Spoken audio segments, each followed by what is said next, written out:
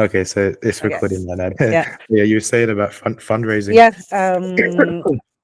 Like when you are looking for money from a sponsor or a foundation or other, they want to give you money for your project, but always except for salaries.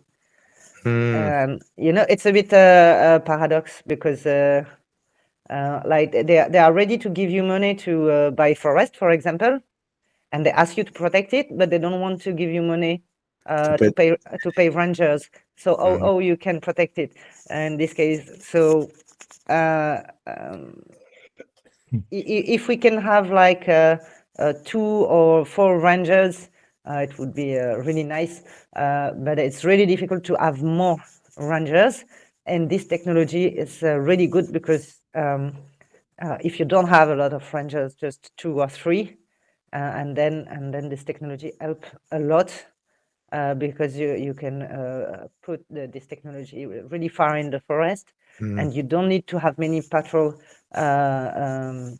walking every day everywhere, try to walk everywhere in the natural reserve. So they just have the alert alarm on the Yeah, phone and say there is somebody using a chainsaw there, and they can go. So it can be really useful for that. Yeah. yeah. I think what he was saying as well is with that device that gives alerts to the ranger. They Mhm. were still like polishing the quality because if it picks up the sound and then gives an alert, like it took him quite a while to perfect it. Mhm. Um, but what you said about fundraising to pay for rangers, he told us how their current model, actually most of their corporate funding is for the bioacoustic data, which is supporting science, Mhm. scientific research for biodiversity.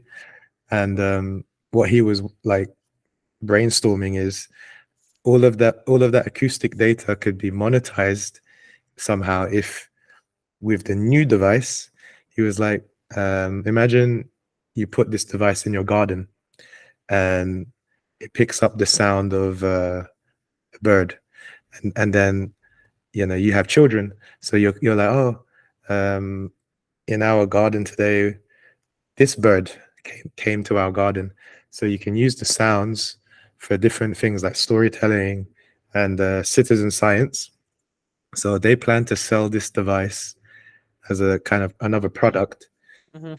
that can be for like regular people, not just people that Yeah. are doing patrols, for example. Mhm. But in terms of how do you bring funding to, like you said, the people who protect, um, this is something that they're also exploring because with an NFT, every NFT is unique. So every sound is unique as well. So Mhm. if you have, let's say we had the device in at Rimba, every sound it picks up has a date and a time. Mhm. It's never going to happen again. And then if you turn that sound into an NFT with some kind of visual or video art, and then you sell it, that can be the kind of revenue that you use to support rangers Mhm. or the other things that need the income.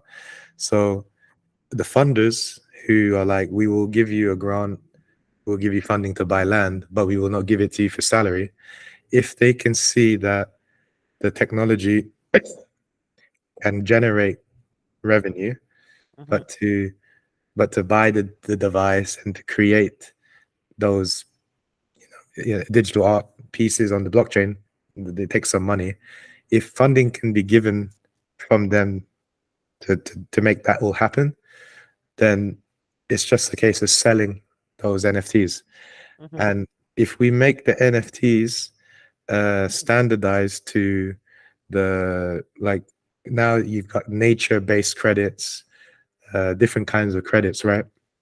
Not just carbon credits. So if you can say that this NFT is equivalent to a credit because we have the evidence that there's this biodiversity here. We have the evidence that this money goes to this, whether it's buying land or paying for the rangers. So all of the evidence is in the credit, and then on the blockchain. So you can't double count. You can't, do the greenwashing.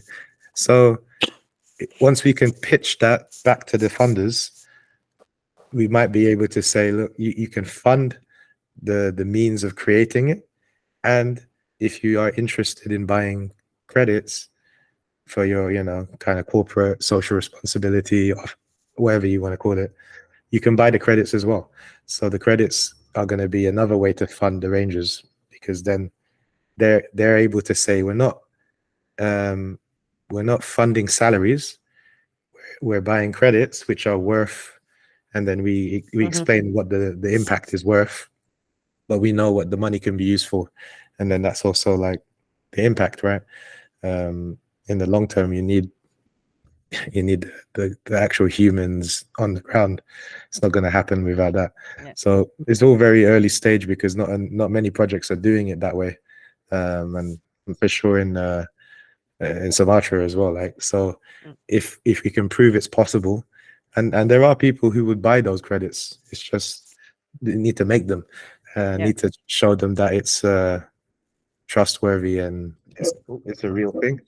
Once they understand it, it's so simple to buy it now. Like, you just click a button, you can pay with your own credit card. You don't even need crypto if you don't want to use it.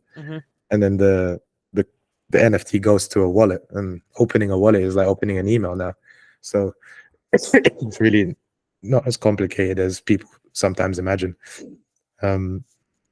So marketplaces to buy the credits, obviously, like Rimba could have its own marketplace on a website that is a marketplace for credits.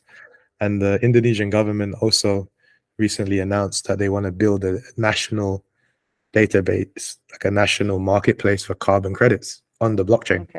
So like the regulation is already trying to support a new economy to bring money to look after what needs to be protected, to pay for what needs to be done. So I think Indonesia is a good place for this to be done, which isn't the case in other places sometimes. So it's actually a good time to kind of be saying to the government, even eventually, hey, look, we already built all of this without without a penny from you and without any support. But now we've done it. If you really are honest about what you're claiming you want to be done, then you should help at least with marketing. Like you've already worked with people from the ministry to put signs like around the reserve, right? So they could, at least dedicate some kind of resources to help the marketplace become seen by Indonesian businesses and their international community, because that's also the challenge, right? If you want it to be bought, you need it to be marketed, and we're going to do that obviously in the kind of Cardano blockchain community. And I guess if Topher gets involved, it will be also something for them to help with marketing. And then the final piece of the puzzle would be great if the government can say, hey, we have this amazing project and they're already using the technology, and then they can offer it to whoever, all these corporates that can buy credit. So I reckon that's all possible within the next 12 months. Once you get the data coming from the field, we just put it into the NFTs, and then we can say, this NFT is worth this many dollars, this much rupiah, and this is what the money goes to. And you'll have the evidence after the money's been spent to say it actually went to that. So whereas right now, all of the credits that don't use blockchain, they're relying on independent auditing. But if the so-called independent auditors are corruptible and there's no transparency to see how they've audited and what they're auditing, then the general public and most businesses, they just take their word for it, right?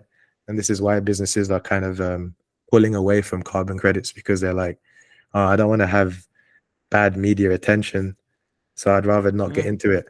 But if they can understand this is an actual better solution, it sounds like it's the same, but it's not.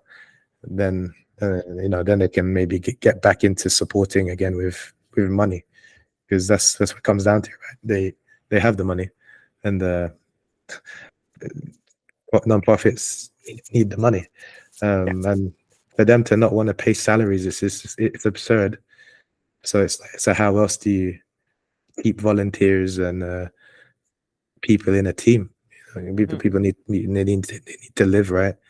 Even the fact that you volunteered for years, this whole industry that relies on volunteering is not sustainable, because you have to leave one day, so then the new person comes, and then like a conveyor belt, right? And some projects they don't have the chance to live as long as they could, because there's not enough people to keep it alive. And then a good project can die, or a good project that needs money can't happen because the money is only for a specific type of project. So you end up chasing the money rather than the actual project that needs to be done, right? Because you're like, oh, there's no money for that, but there's money for this, but there's money for biodiversity. There's no money for patrolling the forest. So trying to navigate that game isn't easy. So you've been in this industry for like how many years, right? Doing what you do.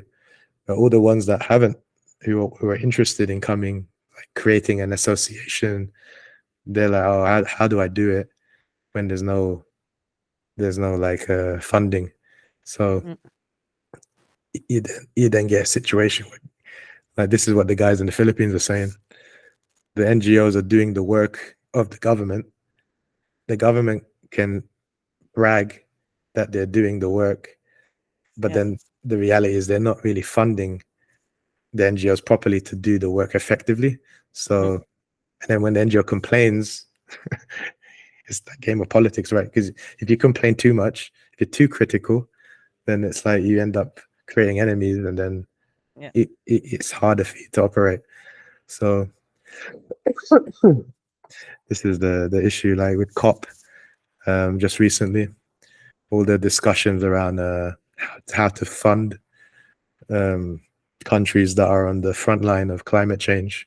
So like they created that loss and damage fund. I think like $700 million. But how is that money gonna get to like a Rimba? You know what I mean? What are the conditions, and that kind of stuff is still in discussion.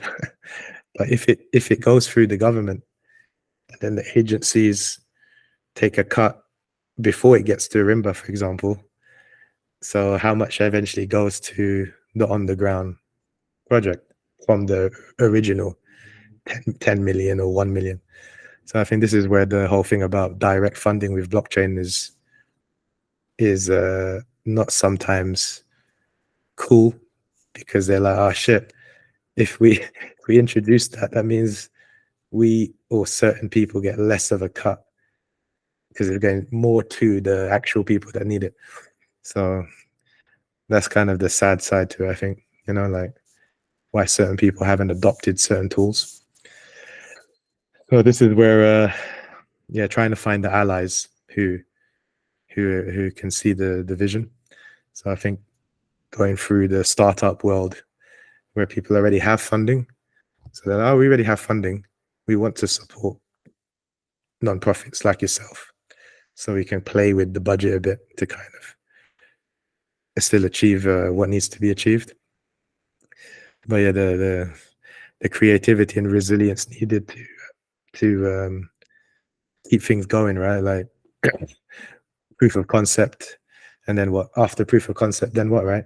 It's like, it's not just, we don't want to constantly prove concepts and then I don't know how many hectares you had on the website that you had as the goal to buy for the Maro Duo reserve, but those sort of figures are so attainable, really, when you look at how much money goes to startups who haven't even done anything yet. Like, they haven't even done anything yet. They just have a great idea. Yeah. And then you look at the people, the groups, they've done something. They're asking for a fraction of what some of these other startups end up getting. So yeah, I think that's sometimes it boggles Yeah. me.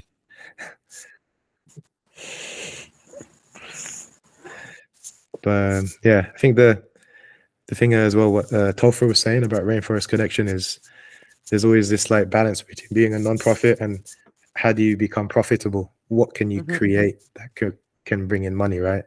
So I think this is where they're looking at the device that could be used in homes and NFTs, which have actual use case.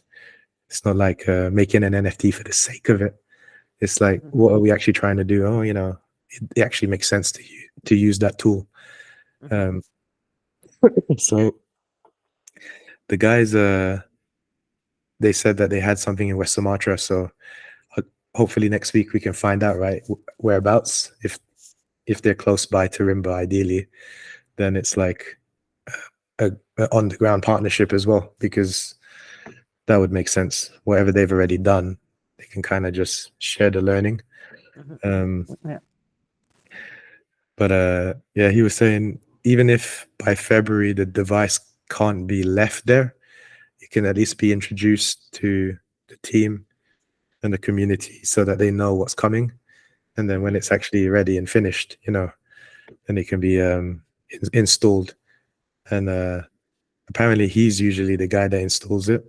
So he was like, I would normally be there, and I normally work with someone local who can also be, who knows how to install it, because it's quite high up, right? I don't know if you saw the videos, but you need to know how to climb into the canopy. Yeah. But how is the internet in Rimba? Like, if you were to put a device where you envision it could be, what's the connection like? Like the connection is good, but it's not 24 hours. All right. It's when the electricity is on. So we have internet from 7 in the morning until 12, and then from 5 p.m. to midnight around. Oh yeah. Also between 12 and 5 p.m. is that kind of patchy and not really. Yeah, but we can. It's not necessary in Rimba ecology. It can be in the village, because so you have the natural reserve, and Rimba is on one side, the village is on the other side. Yeah. So it can be somebody in the village who had the device. Okay. Okay. Yeah, and also because the side there is the ecology. It's really, really rare now when somebody come to cut trees, because they know it's forbidden. It's natural reserve, so they try to do it far from the ecology, because they know that we are watching, and they know that each time somebody use a chainsaw, I usually appear in the forest. Okay. So they're often scared because I try to go there without making noise, and then suddenly they see a white girl appear in the middle of the forest, and they always have the same reaction. The first reaction is, it's a ghost. So they are so scared each time, and I see their face, and they need like some second to realize that it's a real people. It's not a ghost. Yeah. Oh So my days. now it's really rare. I mean, it happened maybe one time per year, and it's always people that they don't know. They really don't know. Okay. So like the last time it happened, it was villagers from Sungai Pinang, but newly moved to Sungai Pinang. He was not from this village because he married with a woman from this village, so he didn't know. So he just came and cut a tree, and so I heard the chainsaw, came there. It was really scared because it even didn't know a white woman was living around, so it was a bit surprised. And then I just explained him, and he was really, oh, I didn't know, sorry. Nobody told me that it was forbidden here, and then he just stopped, and he promised to never come back, and he never come back. So yeah, so most of the illegal loggers, they do it on the village side. Okay. Yeah, And you speak to them in Bahasa, I imagine. yeah. So of course That, they are a bit more surprised again. that must be even more trippy. Like, what's going on here? Yeah. But when they're like cutting the tree, are they doing it for personal use, or are they doing it for they're gonna sell it? You never know, because they always say it's for personal use. They will never tell you that they sell it, because they Okay. know that it's completely illegal. Yeah. Okay. And when you surprise them, they always say, yeah, it's just personal use. See, I just got one. Yeah, because I came. But Yeah. you never know. If you never came, he cut maybe 10 or 11 trees. And the government, you can do nothing, because I mean, they support us all the time, and they are completely agree. We protect the forest, and of course we do their job, so they are happy. They don't have to spend money or time. Yeah. Somebody else do it for them. But they told us that if there is illegal logging in natural reserve, we can call them, so they will send the police of the forest police, I think. But you have to call them only if they already cut 11 trees. If it's less, Are you kidding me? Oh my God. if it's less of 11 trees, they will not send the police. So That's crazy. it's just when I heard that, I say, okay, so if somebody cut a tree, I have to wait and see, and wait until they cut 11 trees, let them doing that, and then I can call you. But no, there is no sense. I mean, Oh my I God. saw And then, somebody cutting a tree. It's it's already too late for the first one, because you need time to identify the location of the noise in the forest, and especially our natural reserve is really hilly, so there is a lot of echo. So it's really difficult to know from where it's coming. And then the time you need to go, I mean, even if it's less than 1 kilometer, you need 1 hour sometimes. And as I said, it's hilly, so it's really yeah. a step. So of course it's too late for the first tree, but you stop them at this time in order to keep good relation with the people. Yeah. Not because the goal is not to make them angry with you. You say, okay, you already cut this tree. It's too late, so take it. Take it. We'll let you take what you already cut. Yeah. It's better than just they cut it for nothing. Yeah. And then they will go back to their home really angry with us. And just it's the only one. You don't cut more trees. We will wait here, and we will hear every day if you come back or not. And we will and until now, really, we never had trouble with people doing like that. So they Okay. take what they already cut, and of course they are not really happy, because they have to find another place, and maybe more far, so with a difficult access for them. So of course it makes their work more difficult, but we never had trouble with them like that. But for me, it's just not possible to just wait until they cut 11 trees, and then I call the Ministry of Forest, I mean, say, can you send the police, please? They already cut 11 trees. No, no, Yeah, no. and by the time they would arrive, I don't know how quick are they to come, because 11 trees at the time of calling. By the time they arrive, what if it's like 20 trees, or Yeah, and 11 trees, it's already a lot. And but for them, I don't know why they choose this number 11, but it's like it's a proof that they sell it. Yeah, but if the loggers know that this is a rule, the loggers can play a game where they're like, hey, we We will cut only only 10. yeah, we only cut 10. No one will be allowed to be Yeah, called.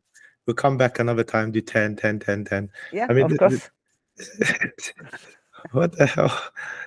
And is this something that's like it's in the constitution? Like you could Google it and you could see only call us if there's 11 trees, or is Oh, this something I didn't, I never looked on Google or search for this information. I just got this information from the like Ministry of verbally? Forest directly. Okay, because So okay, it's maybe their own rule. I don't know. It's maybe not the same for all the Ministry of Forest in nationally. Indonesia.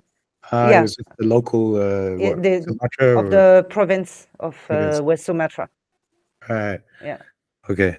Yeah, because okay, that's something to look into then, because I mean, it's just it's comedy, like anyway, and then with the the guys that you speak to when you go there, are you alone, or do you go with the rest of the Rimba team, or who do you? Depends, but yeah, depends. Sometimes I go alone. Sometimes one guy from the staff of the ecology accompany me. Right. But yeah, most of the time it's alone. Oh wow. I mean that must be. I mean that's risky. I mean the guys that you normally encounter, are they alone, or are they like normally two or five? They are between they are two minimum Right. until yeah 4 or 5 people Hmm. with a chainsaw and machete. but Yeah.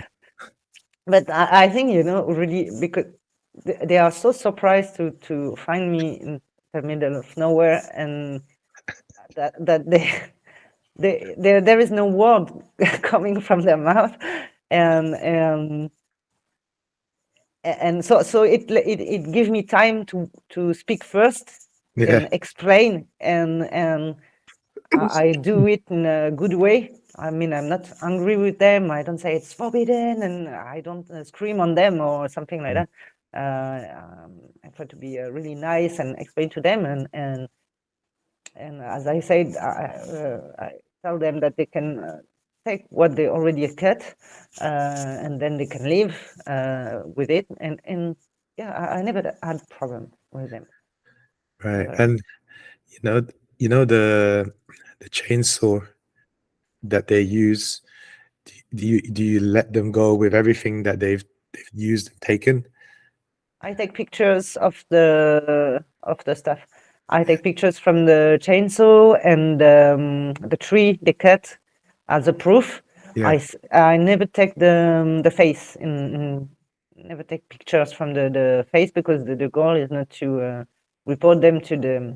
I mean, I report what happened Yeah. to Yeah. the Ministry of the Forest, but not who did.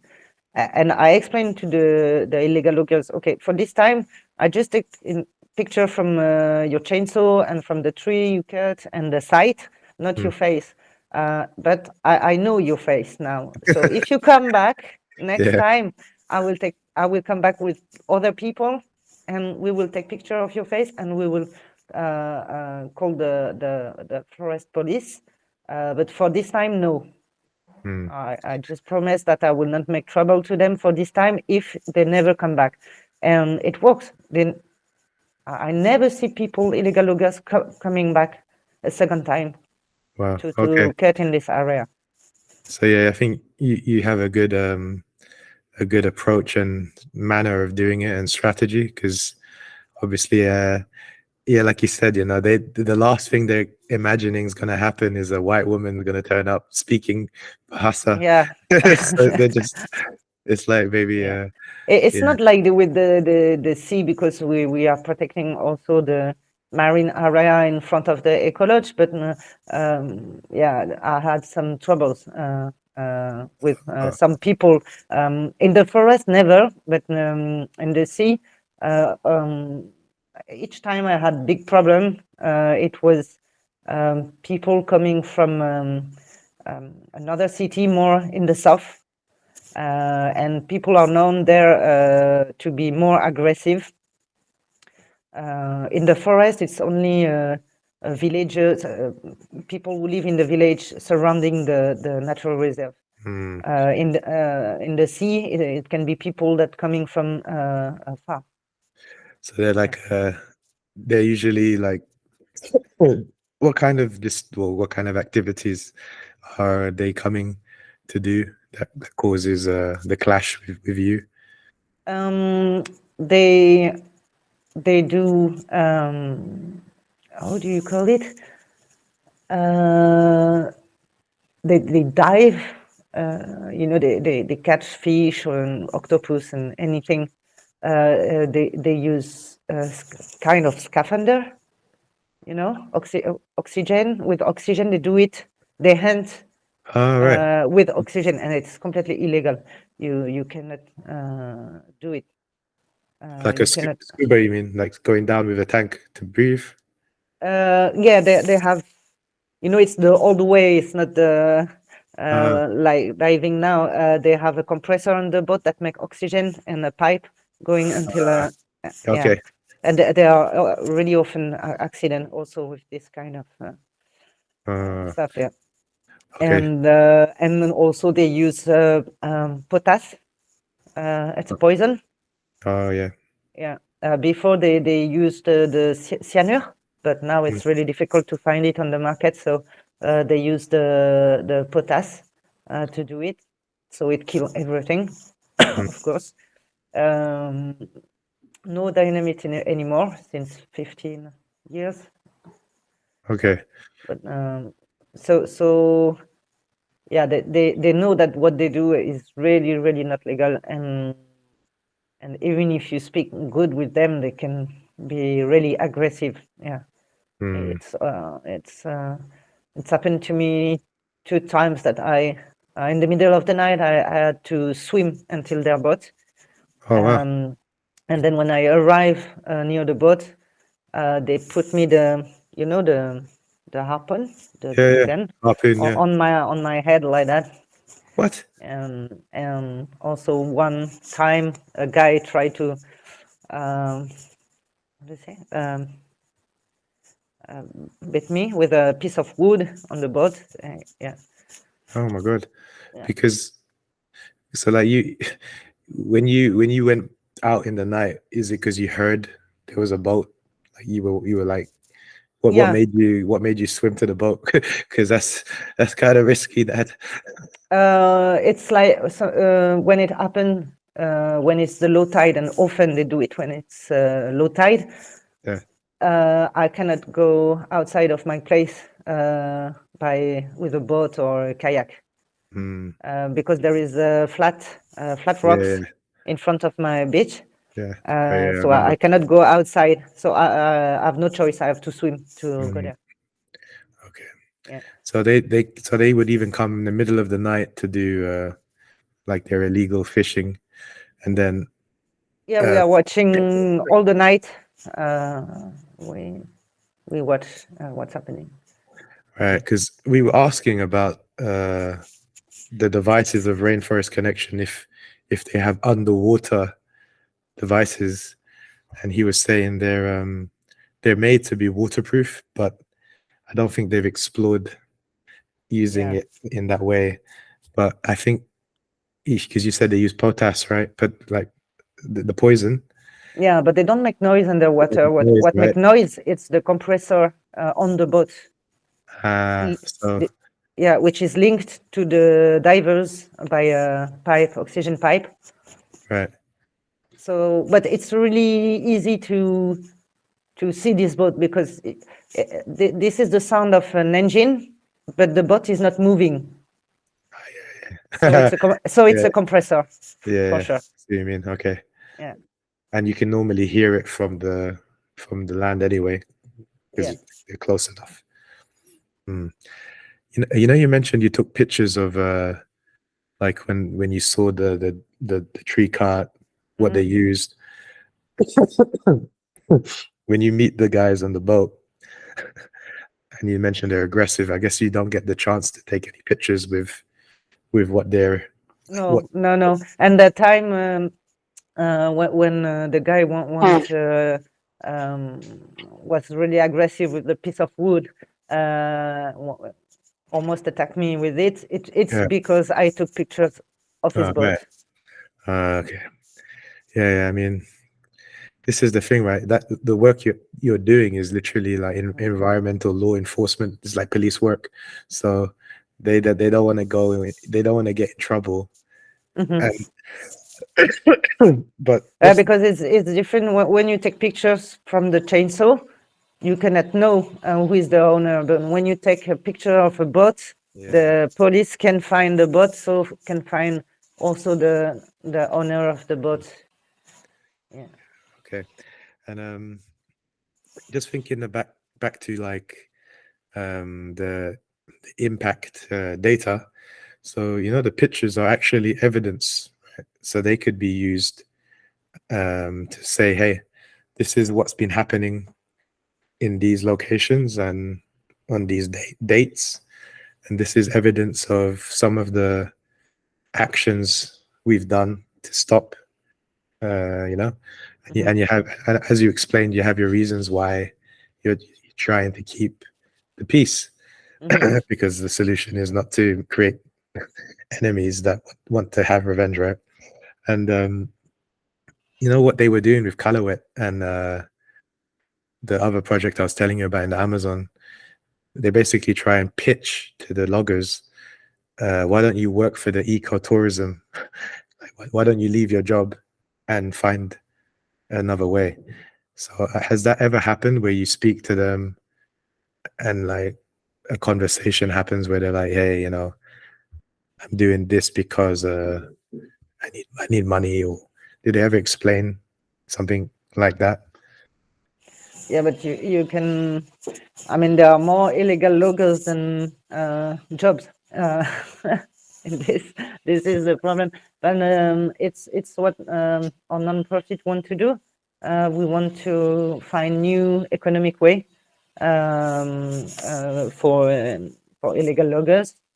So we are working on it, and from January we will have trainers from France, and they will walk about how do you say? I don't know if maybe I use French word. Go for it. Un élevage de poissons, like And then fish pool. oh You yeah, know, they're gonna create a fish pool, like a fish farm. yeah, but not for sea fish, for fish from the river and lake, Yeah, freshwater. and yeah, and so they want to test this. So to make this, they have 4 months um, to make this project, to improve it until uh, until it's ready. Like, we know that people can get income from this, and until it works well, and people can grow fish like that and sell the fish. So we That's try all. to find new economic way, because also most of the people in the village, they are fishermen, Yeah. and the problem is that there are less and less fish in the sea, So so they go. they don't get enough income to live from this activity now. So most of them, they stop little by little. They stop. They sell their fishing net. They sell everything. And if they are not fishermen, the only other activity there is the forest. Hmm. So yeah, for me, it's not really good news because I want to protect the forest. But if there are more and more illegal logger or poacher in the forest, it's really not good. So now, as we know that we see that in the field that the fishermen stop their activities to find other activities. So they convert themselves into illegal loggers. The goal now is to find other economic activities for them. Yeah.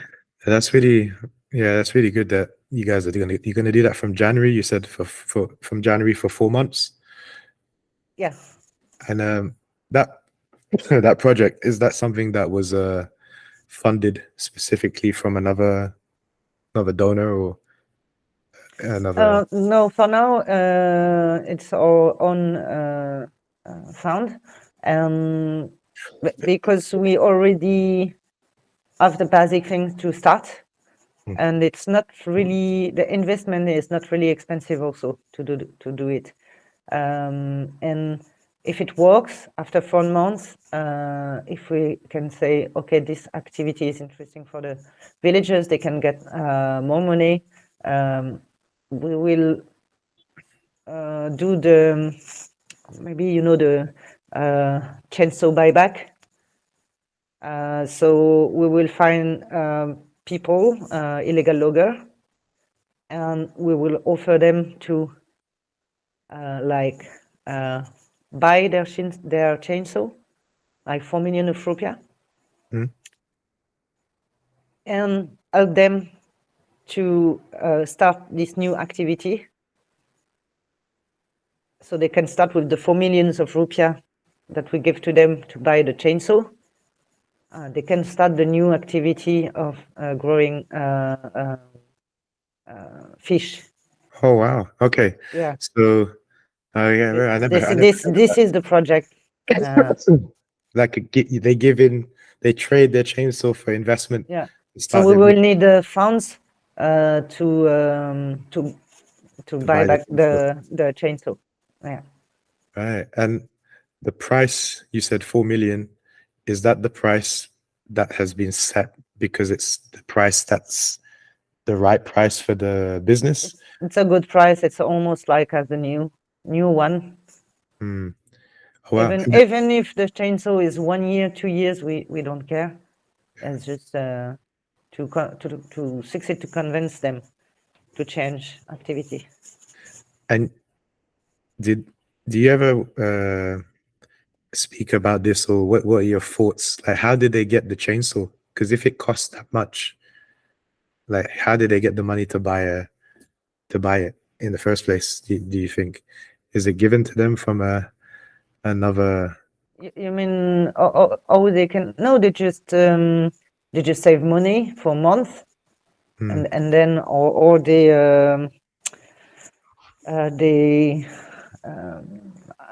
ask.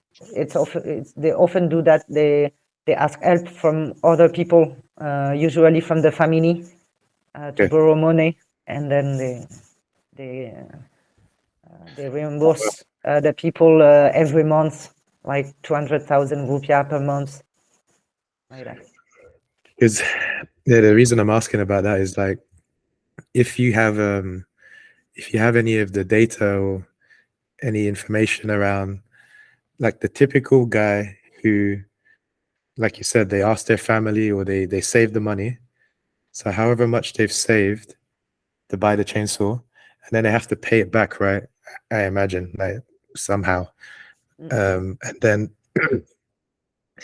the money that they can expect to get from fish farming, like monthly or however many months after, that income, that's the number to kind of basically say, this is the benefit of giving up your chainsaw, because you're going to get this much every month. You'll have a new business, and then all the other benefits, right? Like environmental, social benefits. But if we can take those numbers into, like, the NFT, the impact reporting, Mhm. Then we can communicate that to people who buy the credits or donors, because we can say this is the kind of economic livelihood created. Mhm. These are the actual numbers that are going to be coming into the local economy. These are the number of jobs that potentially can be created. Versus, like you said, there's more loggers, there's more illegal loggers. So Mhm. how many more uh, fish farms, or how much more chainsaw buying is needed to fund each new business?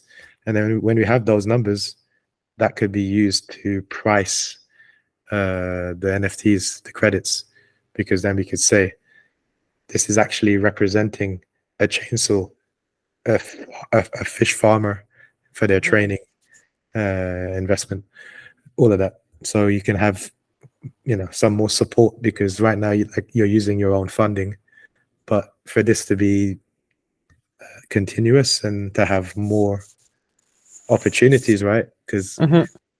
it'll be it'll be great, I guess, at some point, if you have more opportunities than there are illegal loggers.